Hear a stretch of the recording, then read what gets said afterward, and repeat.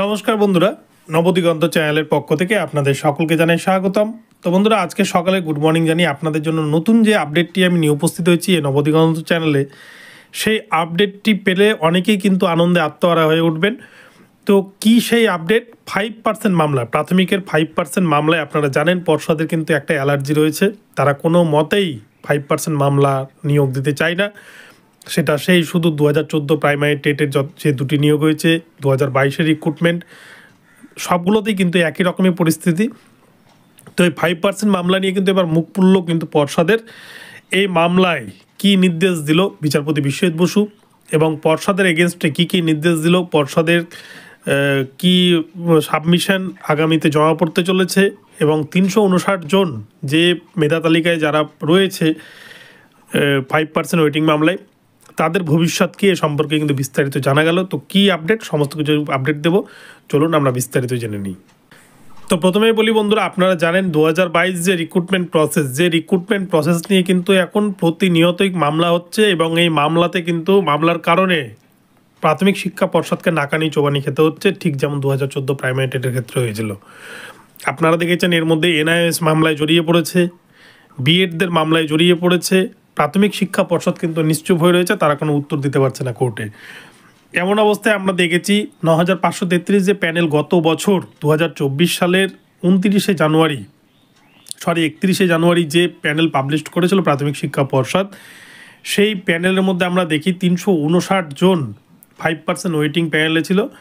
Otherwise বাকিটা কিন্তু ছিল 9100 সামথিং ক্যান্ডিডেট, তারা কিন্তু ছিল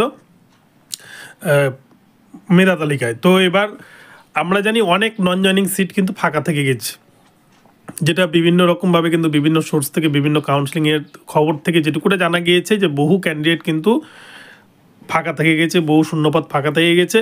সেই জায়গাগুলো কিন্তু 5% বা ওয়েটিং প্যানেলে যারা রয়েছেন তাদের খাতায় যাওয়ার কথা, অর্থাৎ কোনো ওয়েটিং কিন্তু পড়ে থাকার কথা নয়। অপরপক্ষে সেই শূন্যপদ পূরণ করার পরেও যদি সিট পড়ে থাকে, এটাই কিন্তু সংবিধানের নিয়ম। সেক্ষেত্রে যারা আনঅ্যাবজর্ব রয়েছে তাদের মধ্যে থেকে নতুন মেধা তালিকা প্রকাশ করে সেই শূন্যপদ পূরণ করতে হয়। কিন্তু প্রাথমিক শিক্ষা পর্ষদ সেটা তো দূরের কথা, তারা কিন্তু 5% ওয়েটিংয়ে যারা রয়েছেন তাদের সাথেই ছলনা করছেন। আমরা দেখেছি কিছুদিন আগে কোর্ট কেসের মাধ্যমে 56 জনকে নিয়োগ করে দিয়েছে, তারপরে পর্ষদ জানিয়ে যে তাদের হাতে কোনো রকম কোনো সিট নেই। তো এরকম 9533 প্যানেলের 5% মামলায় গতকালকে কিন্তু বিচারপতি বিশ্বজিৎ বসু কড়া অবস্থান নিলেন। তিনি মূলত দুটি প্রশ্ন রাখেন পর্ষদের আইনজীবীর কাছে, যে আপনারা কতজন ক্যান্ডিডেটকে কাউন্সেলিংয়ের জন্য ডেকেছে 9533 প্যানেলে, এবং সেই প্যানেল থেকে কতজন ক্যান্ডিডেট উপস্থিত ছিলেন, কতজন অনুপস্থিত ছিলেন, সেই অনুপস্থিত সিটগুলো কোথায় তার আমাকে লিস্টটা দিন। এবং 5% কাউন্সেলিংয়ে আপনারা যে বলছেন 56 জন নিয়োগ করেছেন, 5% কাউন্সেলিংয়ে মোট কতজনকে ডাকা হয়েছিল এবং কতগুলো সিট এখনও ফাঁকা রয়েছে, এই হিসাবটা কিন্তু জানতে চান। তো প্রাথমিক শিক্ষা পর্ষদ কিন্তু তারা বিভিন্নভাবে বিষয়টাকে জটিল করানোর চেষ্টা করে, তারা নানাভাবেই কিন্তু ওবিসি মামলার দোহাই দেয় এবং এই বিষয়টাকে আটকানোর চেষ্টা করে। কিন্তু প্রাথমিক শিক্ষা পর্ষদের কোনো কথাই কিন্তু কর্ণপাত করেননি বিচারপতি বিশ্বজিৎ বসু। তিনি কিন্তু এই লিস্ট চেয়েছেন এবং এপ্রিল মাসের শেষের দিকে এই মামলাটিকে খুব সম্ভবত কিন্তু 25শে এপ্রিল হয়তো ফাইনাল হিসেবে কিন্তু রেখেছেন বিচারপতি, এবং সেদিন কিন্তু মামলাটি উঠবে এবং পর্ষদের কাছ থেকে কিন্তু চূড়ান্ত যে সাবমিশন, সে সাবমিশন কিন্তু চেয়েছে বিচারপতি বিশ্বজিৎ বসু, যে কতজনকে ডাকা হয়েছিল, কতজনের সিট খালি রয়েছে, সেই সিটে কিন্তু 5% ওয়েটিংদেরকে নিয়োগ দিতেই হবে। পর্ষদ এখানেও যে চালাকিটা করছে, সেই চালাকিটা কিন্তু ধরে ফেলেছেন বিচারপতি। আমরা এর আগে দেখেছি 2014 টেটের ক্ষেত্রে 42,949 কোনো রকম 5% প্যানেলে দেয়নি। অপরদিকে কোর্ট কেস করা হয়েছে, প্রচুর কেস হয়েছে, সব ক্ষেত্রে কিন্তু 32,000 প্যানেল বাতিল রয়েছে, এরকম একটা বিষয় দেখিয়ে দেওয়া হয়, সেটাও কিন্তু বিচারপতিরা মেনে নেন। অপরদিকে 16,500 ক্ষেত্রে 5% মামলা আপনারা দেখেছেন, সেটা নিয়েও কিন্তু মামলা হয়েছে, কিন্তু সেটারও কিন্তু 5% প্যানেল দেয়নি।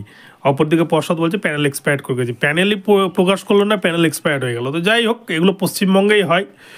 তো এই 9533-এর 5% দিয়ে কিন্তু নতুন একটা লিস্ট খুব শীঘ্রই প্রকাশ পাবে, এটা আমার ধারণা। এবং পর্ষদের যে চালাকি, সেই চালাকি কিন্তু শেষ হয়ে গেছে এবং আগামীতে এই নিয়ে কিন্তু নতুন কিছু আসতে চলেছে, নতুন কিছু ক্যান্ডিডেটের প্রায় 300 মতো ক্যান্ডিডেটের কিন্তু ভাগ্য খুলতে চলেছে। তো বন্ধুরা এখন এই পর্যন্ত রইলো, আপনাদের জন্য আপডেটটি। ভিডিওটি ভালো লাগলে চ্যানেলকে সাবস্ক্রাইব করে দেবেন। দেখা হচ্ছে পরবর্তী ভিডিওতে। সকলে ভালো থাকবেন, ধন্যবাদ।